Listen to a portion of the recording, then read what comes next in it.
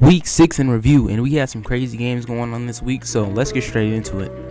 49ers Seahawks, probably one of the best games of all week 6 here. 49ers Seahawks played really good game. Brock Purdy, though, he and George Kittle just balled out today or Thursday. They just played great. I mean, Brock Purdy, you can't tell me Brock Purdy is not top 3. He's literally dotting up the field here, dotting up the field there, and dotting up the field again right here.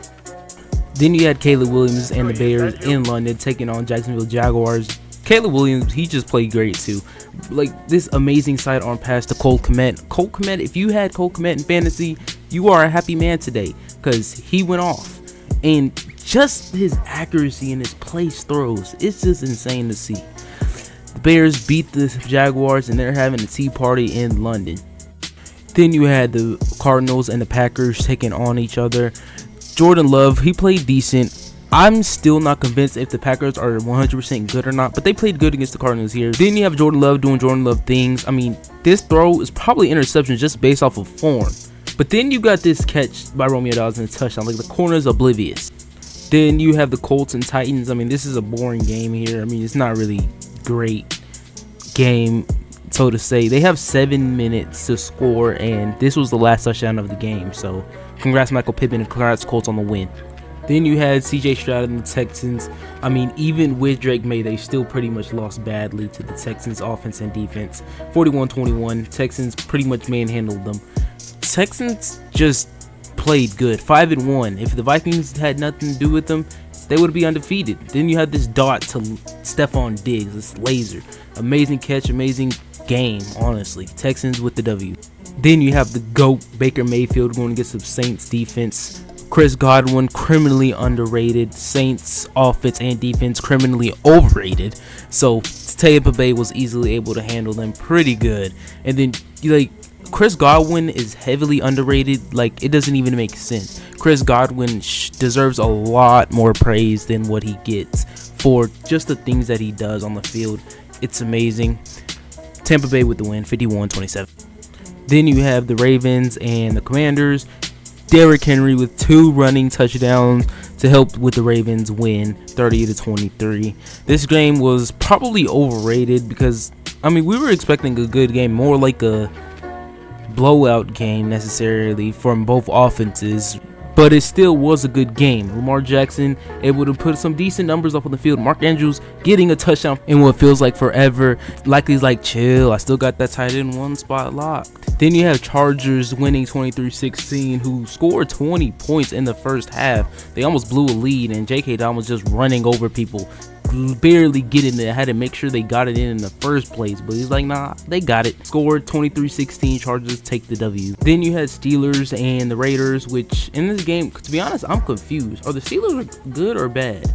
Justin Fields is actually a better version in the Steelers than he was in Chicago, if I'm honest. If you just look at this pass, this precision pass to George Pickens, that is not a bad pass. It's pretty good. Put it only where Pickens can catch it. Steelers win 32-13. Then you have the next monstrosity of the game.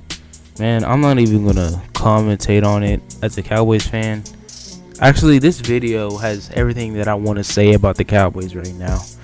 Also, prayers up to Aiden Hutchinson. I know those injuries definitely can be tough, so hopefully he makes a good recovery. Man, here we go again. This team ain't gonna never win. I'm ashamed to be a fan. Got me lying to my friends. Louis belt straight, that's that cannot complete a pass. CD Lamb been playing trash. Man, how long is this gonna last? Damn. Get it, Jerry. Yeah.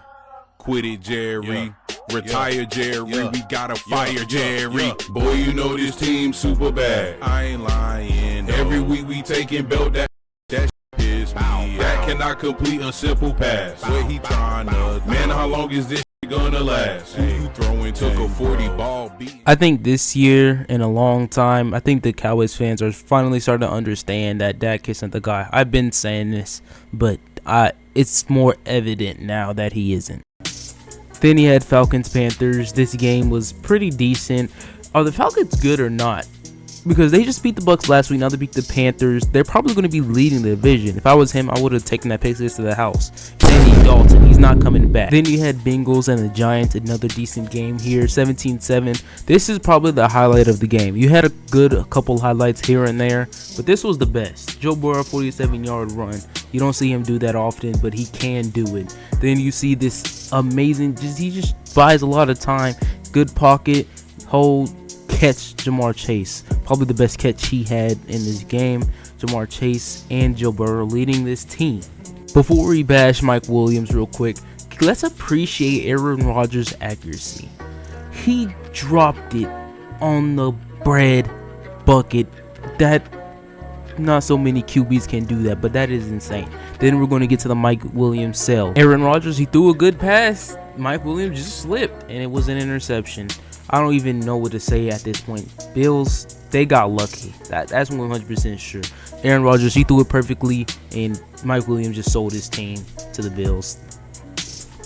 Let me know what your favorite game and favorite play of Week 6 was. Mine definitely was the 47-yard from Joe Burrow, and the 49ers and the Seahawks game was probably top tier entertainment for me. Yeah, that's it. Make sure you like and subscribe if you liked the video, and that is it. See you next week. Peace.